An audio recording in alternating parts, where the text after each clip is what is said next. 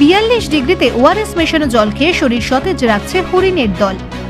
সর্বনেশে গ্রীষ্ম এসে বর্ষ শেষে রুদ্ররূপে, আপন ঝোঁকে বিষম রোখে, আগুন ফোঁকে ধরার চোখে। কবি সুকুমার রায়ের ছন্দই মিলছে আকাশে বাতাসে, পাল্লা দিয়ে বাড়ছে তাপমাত্রা, বইছে লু, কার্যত গৃহবন্দী আমজনতা, পর্যটকদেরও দেখা নেই। জঙ্গলের পশু পাখিরাও গভীর জঙ্গলের ভিতর শীতল জায়গায় আশ্রয় নিচ্ছে। জঙ্গলের জলাশয়গুলিতেও ভিড় জমাচ্ছে তারা।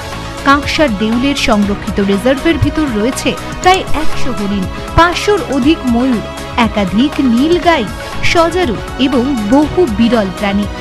বছরের অন্যান্য সময় সারাদিনই দেখা মেলে ওদের দেখতে পেয়ে আনন্দ উপভোগ করেন দূর দূরান্তের পর্যটকরাও। সূর্য অস্ত গেলে হাতে গোনা কয়েকজন পর্যটককে দেখা গেলেও দাবদাহের মাঝে কোনো পর্যটককেই দেখা যাচ্ছে না। এই দাবদাহে অসুস্থ যাতে হয়ে না পড়ে বন্য জীবজন্তুরা, সেই জন্য বিশেষ পদক্ষেপ নেওয়া শুরু করেছে বর্ধমান বন বিভাগের দুর্গাপুর বনাঞ্চল। দুর্গাপুর বনাঞ্চলের বনাধিকারিক সুদীপ বন্দ্যোপাধ্যায় বলেন, প্রতিদিন সকালে এবং বিকেলে সংরক্ষিত রিজার্ভের ভিতর হরিণদের খাওয়ানো হচ্ছে ওআরএস, দুপুরে দেওয়া হচ্ছে কাঁচা শাকসবজি, তরমুজ। বন দপ্তরের চিকিৎসকরাও দিনে অন্তত একবার করে হরিণদের দেখভাল করছেন। জঙ্গলের ভিতর ডাল পাতার ছাউনি করে শীতল জায়গা তৈরি করা হয়েছে। বন দপ্তরের সংরক্ষিত রিজার্ভ ছাড়াও গোটা জঙ্গলেই বেশ কয়েকটি জায়গায় জলের সাথে ওআরএস মিশিয়ে রাখা হচ্ছে। সেই ওআরএস মেশানো জল খাচ্ছে ময়ূর থেকে বহু পাখি।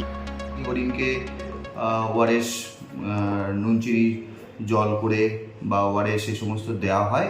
তা এবারেও সেই একই রকমভাবে দেওয়া হচ্ছে। দিনে 2 বার করে ওদেরকে ওআরএসের জলগুলো খাওয়ানো হচ্ছে এবং বিভিন্ন জায়গায় আরও ওই যে ওয়াটার বডিজগুলো ছিল সেই ওয়াটার বডিজগুলোতেও জল ভর্তি করা হয়েছে যাতে হরিণের জল খেতে কোনো অসুবিধা না হয়। এইভাবে হরিণকে সুস্থ রাখার জন্য আমরা প্রচেষ্টা চালিয়ে যাচ্ছি। শুধু মানে ওখানে তো হরিণ তো নেই দেউলে, হরিণ, ময়ূর, বিভিন্ন পশু পাখি সবারই জলের একটা এই সময়তে একটা আকাল বা টান রয়েছে, তা সেগুলোকেও যাতে সুস্থ রাখা যায় তার জন্য এই ব্যবস্থা। আমি সুদীপ বন্দ্যোপাধ্যায়, রেঞ্জ অফিসার, দুর্গাপুর।